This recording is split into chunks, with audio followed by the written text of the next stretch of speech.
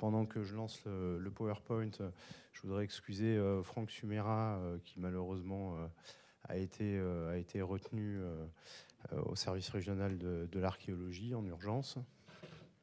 Donc j'aurai la lourde tâche de vous présenter tout seul cette tempête Alex. Donc je serai beaucoup moins pointu que lui sur certains sujets juridiques, mais je vais essayer quand même de vous parler de l'essentiel.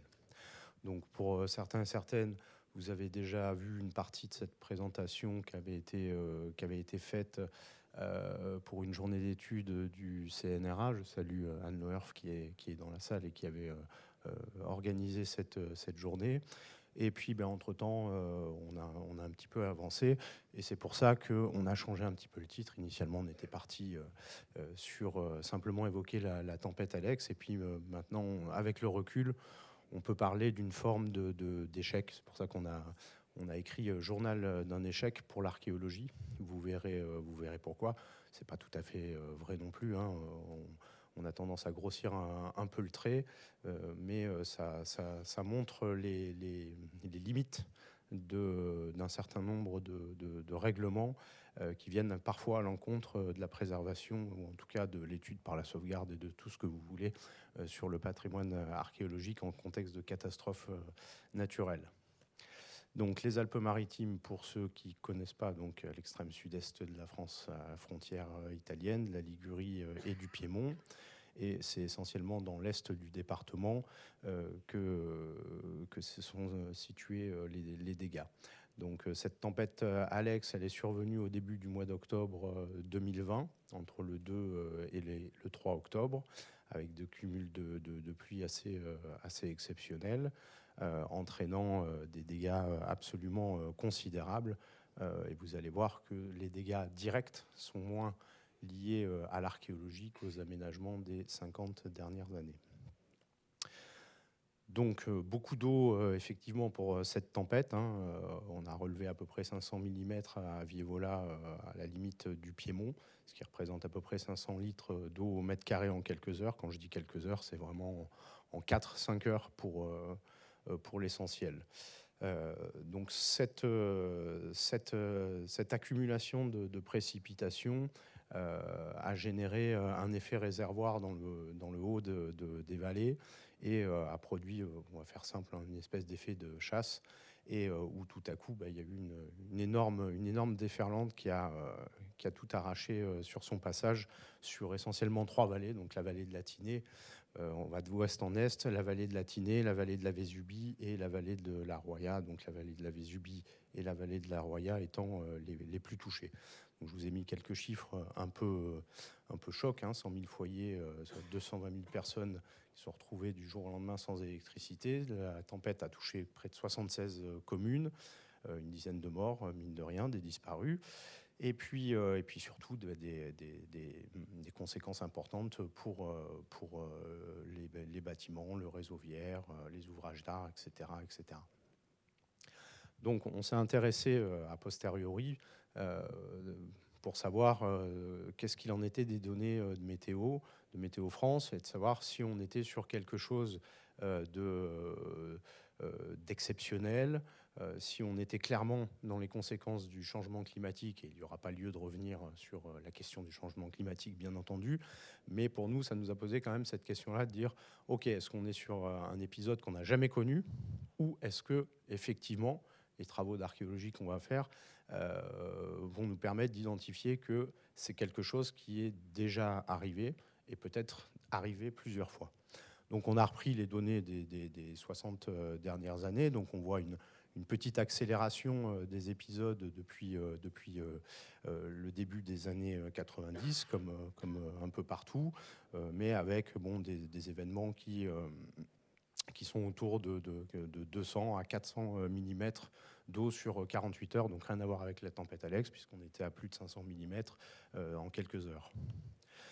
Donc le problème qu'on avait en examinant les données de Météo France, c'est bien entendu que c'est très récent.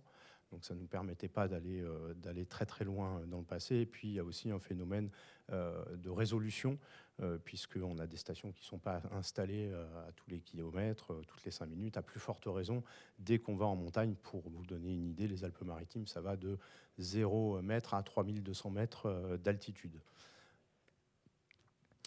Donc on est allé se tourner vers les archives, évidemment. On est allé jeter un petit coup d'œil de ce qui se passait depuis le 19e siècle.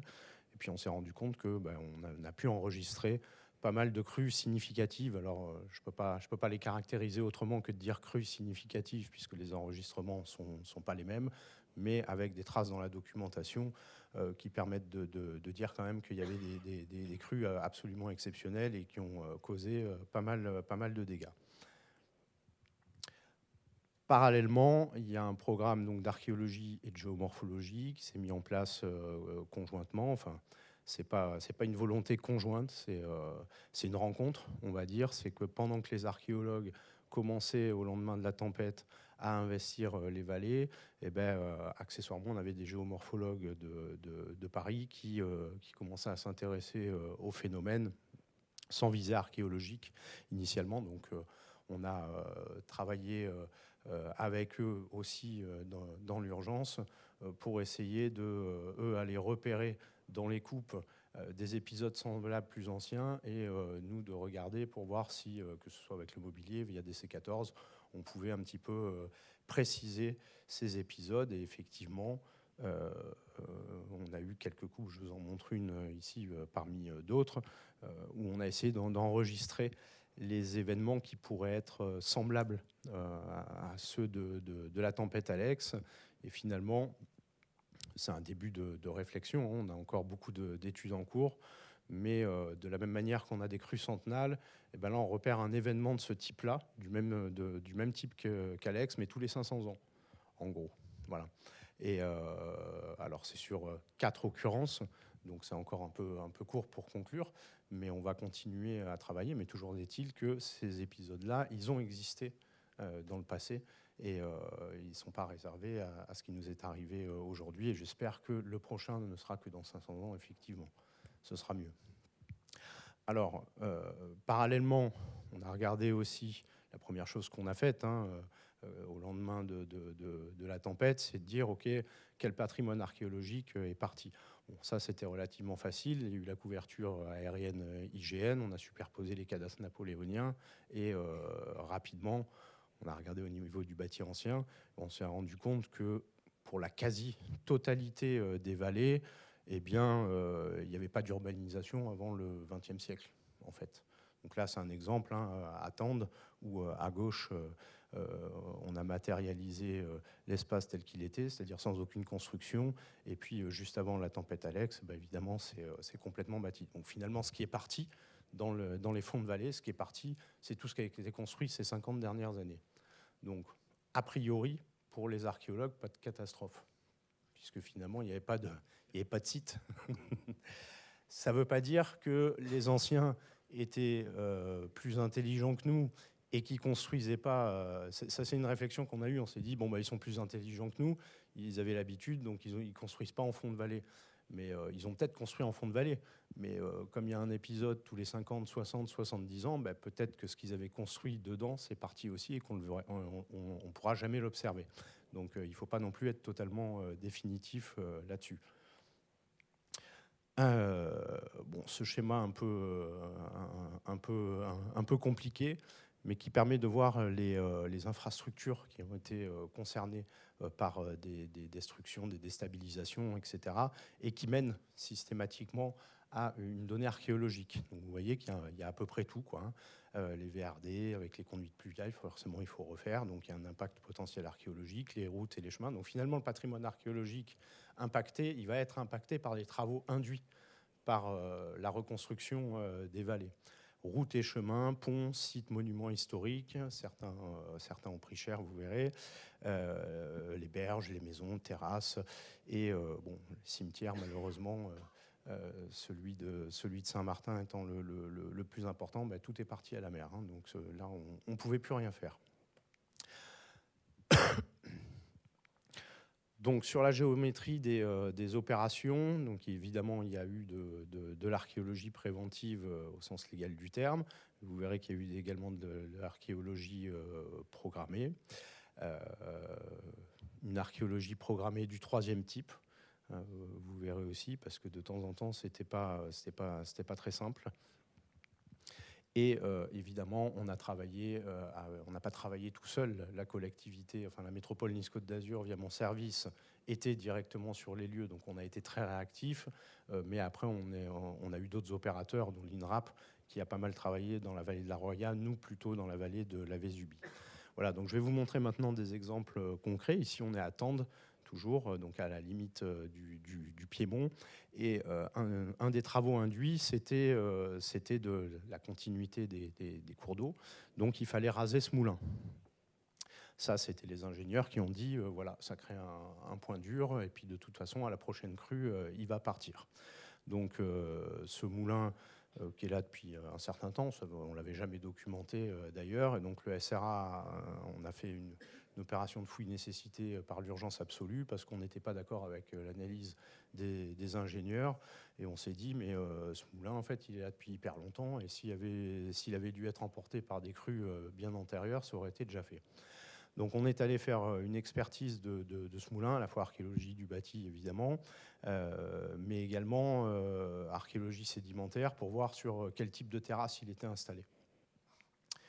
Et finalement, on avait raison, parce qu'en fait le moulin est installé sur une terrasse glaciaire qui n'a pas bougé depuis 10 000 ans.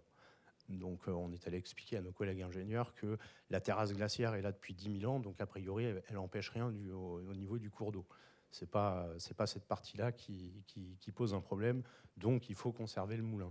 On s'est vraiment battu, enfin c'est le service régional de l'archéologie qui s'est vraiment battu pour pas que ce moulin soit abattu. C'est un moulin qui d'ailleurs est tout à fait intéressant puisqu'il conserve à peu près toutes ses fonctions dans son jus. Comme vous le voyez, ça a permis de faire une petite découverte, on ne le connaissait pas, mais tout est en fonction, tout est encore en place, donc il y a un aspect patrimonial, et là on va sur la sauvegarde du patrimoine, permis aux habitants eux-mêmes de redécouvrir quelque chose qu'ils ne connaissaient plus ou pas beaucoup, et donc tout ça est sauvé. Tout ça pour dire que dans l'urgence, il y a des réactions. Et on a été confronté à ça tout le temps, c'est-à-dire qu'il y a eu des réactions de dire il faut détruire parce que ça empêche, sans avoir réfléchi 5 minutes de pourquoi en fait c'est encore là.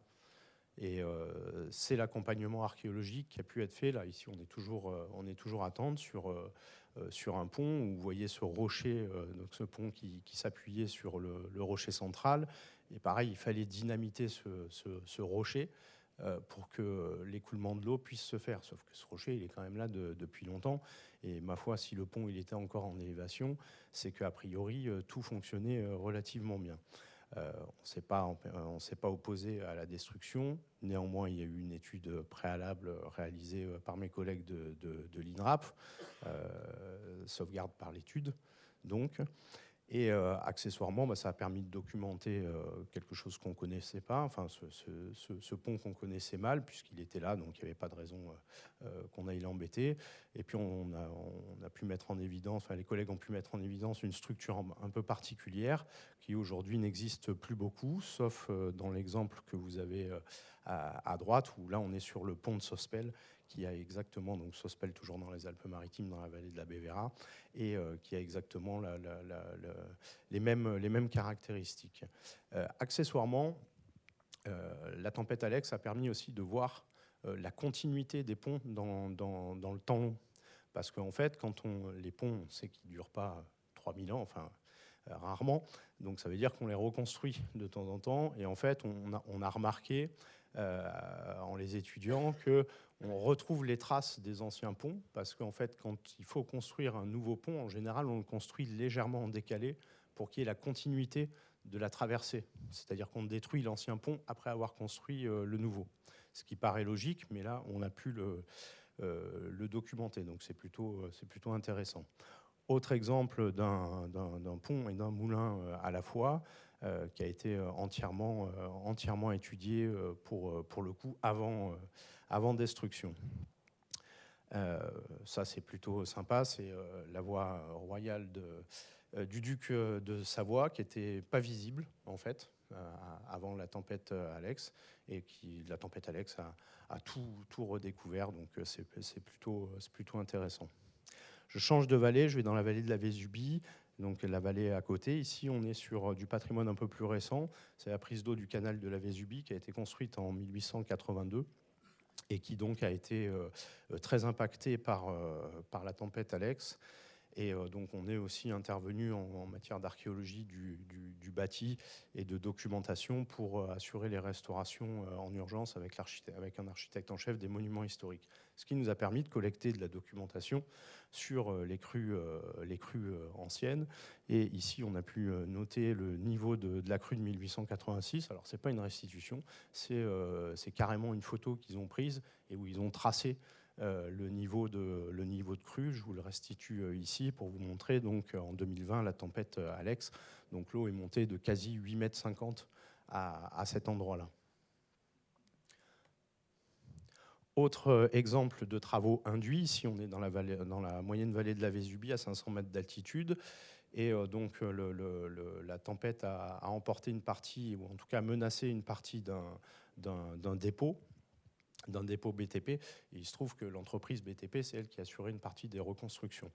Et donc l'entreprise a voulu se relocaliser sur un terrain qu'elle possédait, c'est-à-dire à cet endroit-là, en bleu, un an après.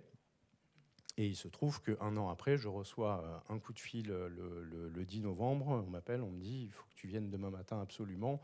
Il y a des travaux et ils sont en train de détruire un cimetière. Donc le lendemain matin, je me suis pointé, le 11 novembre, et effectivement, j'ai pu constater la destruction d'une partie d'un ancien cimetière. On est sur un site qu'on appelle chez nous des castras d'Irupta, c'est-à-dire des villages qui ont disparu dans le courant du XIVe siècle et qu'on cherche depuis relativement longtemps.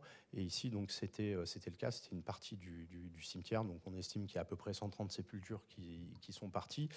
Petite anecdote pour revenir sur le travail avec les gendarmes, c'est les gendarmes qui ont autorisé les travaux. C'est-à-dire qu'après avoir expertisé que ça relevait pas de l'identification judiciaire, ils ont dit bah, c'est bon, vous pouvez continuer, il n'y a pas de sujet. Donc ça a permis après de faire un peu de formation auprès de nos collègues gendarmes.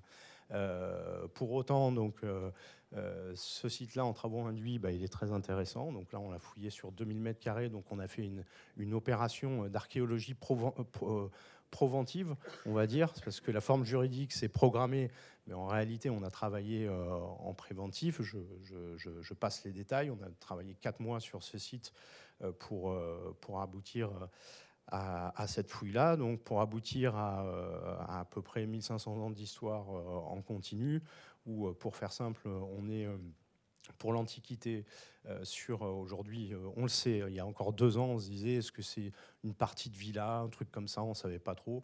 Là maintenant, on sait que c'est un sanctuaire, donc c'est le 2e sanctuaire antique qu'on a dans les Alpes-Maritimes et le seul en montagne. Pour vous donner une idée, le bâtiment rouge qu'on a pu suivre en fait à l'extérieur de la parcelle, puisqu'on est allé diagnostiquer la parcelle d'à côté, le bâtiment fait 120 mètres de long.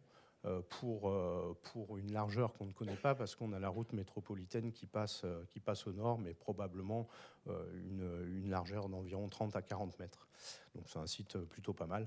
Et accessoirement, on a toute la continuité pour la première fois sur un site dans les Alpes-Maritimes avec le Haut Moyen-Âge. Toutes les phases du Haut Moyen-Âge sont là, l'habitat, etc., ce qu'on n'avait jamais eu en continuité. Quelques images donc de sites. Je vais pas être long. C'est juste pour vous montrer à quoi ça peut ressembler. Voilà, bon, c'était très sympa, très intéressant archéologiquement. Ce qui m'intéressait plus, moi, c'était la zone de sépulture. Donc, c'est la zone qui a en rouge, hein, c'est la zone qui avait été identifiée. À droite, il n'y a plus du tout de cimetière, donc on a pu définir l'enclos. Avec cette petite découverte en fin de chantier, puisqu'on ne s'approchait pas trop du mur de terrasse, puisqu'on a la route métropolitaine qui surplombe d'à peu près 4 mètres, 4 à 5 mètres. Donc on nous avait demandé de ne pas trop y aller, mais quand même on avait un mur bizarre, donc on est quand même allé dégager. Et puis en fait on a sorti le plan d'une église, aujourd'hui donc avec un plan légèrement en fer à cheval qui nous a fait dire tiens, c'est peut-être relativement ancien. Bon, aujourd'hui elle est bien datée, elle est datée du tout début du VIe siècle. ce qui est pour nous super intéressant puisqu'on n'en a jamais eu. Et finalement, elle est complètement arasée, mais pour l'étude des techniques de construction, ça va être relativement intéressant parce que les quelques modèles qu'on a en Provence, en général, ils sont encore en élévation, donc on ne voit pas comment c'est construit dedans, donc ça va être plutôt sympa. Quelques images du cimetière. Donc le cimetière les premières sépultures sont installées au 8e, les dernières dans le courant du 13e. Vous noterez des sépultures en bâtière. Je reviens sur cette question-là. Dans les Alpes-Maritimes, aujourd'hui, on a quasi la totalité des sépultures en bâtière consort qui datent du Moyen-Âge et pas de l'Antiquité. Encore une preuve sur ce site-là. Donc là, vous voyez une relativement jolie. Et puis, complètement sur la droite, la réoccupation du site antique au Moyen-Âge. Autre exemple, mais je vais aller relativement vite sur ces questions, c'est plus pour illustrer. Toujours sur la commune de Roquebillière, voilà à quoi ça ressemblait. J'aime bien passer ça. Ça, c'est avant tempête, c'est la veille. Ça, c'est le lendemain. Voilà, ça fait un beau nettoyage. Et puis donc ici, on a eu le même phénomène avec l'église Saint-Michel de Gast. Voilà avant, voilà après. C'est le déclencheur, en fait. C'est pour ça qu'on nous a appelés initialement, parce que l'église avait une partie de ses fondations qui avait été mise à nu. Et donc 2 jours après, on était sur place, on était au chevet de l'église, sans mauvais jeu de mots, pour faire quelque chose. Passe un petit peu plus vite, hein, c'est vraiment pour illustrer, et pour rapidement venir la conforter et empêcher que ça continue à se dégrader, surtout qu'on avait peur d'un épisode suivant. On avait peur d'une réplique dans les jours qui arrivaient. Donc les archéologues servent aussi à ça, à sauver une partie du patrimoine dans l'urgence. Je passe les opérations de prospection qu'on a réalisées ensuite. Il y a un sujet scientifique qui était très intéressant. Non, laisse-moi tranquille, je n'ai pas fini. Il y a un sujet scientifique qui était très intéressant, c'est que cette église-là, elle est installée théoriquement depuis le XIe siècle et reconstruite dans le courant XVIe. Et là, on a montré qu'en fait, celle qui est là depuis le XVIe, donc elle est bien là, mais celle du XIe, elle est ailleurs. Donc ça, c'est plutôt intéressant. Et là, on travaille avec les géomorphos pour essayer d'identifier où est-ce que dans le cours de la vallée de la Vésubie, on pourrait la localiser. On a identifié aussi, en faisant les fouilles devant l'église pour la reconstruction d'un pont, des épisodes antérieurs sensiblement identiques à ceux de la tempête Alex. Je vais passer sur la question juridique, mais pour dire quand même que pourquoi ça a été un échec, parce que ça a été un énorme combat, ça a été très difficile pour le service régional de l'archéologie de s'insérer dans les procédures d'urgence, c'est-à-dire que le patrimoine a été complètement zappé, en dehors des monuments historiques pour quelques-uns en tout cas, mais sinon ils nous ont oubliés totalement, quoi, hein. Il fallait y aller au forceps et être sur le terrain tout le temps pour voir qu'il allait se passer des travaux là, des travaux ici, etc. etc. Et il y a un problème, effectivement, où la question patrimoniale n'est évidemment pas prise en compte dans les procédures d'urgence civile. Ça a été légèrement rectifié, là, je n'ai pas eu le temps de le mettre avec un décret, ce décret-là, qui permet au DRAC d'être consulté, mais pas forcément systématiquement. Et j'en ai terminé.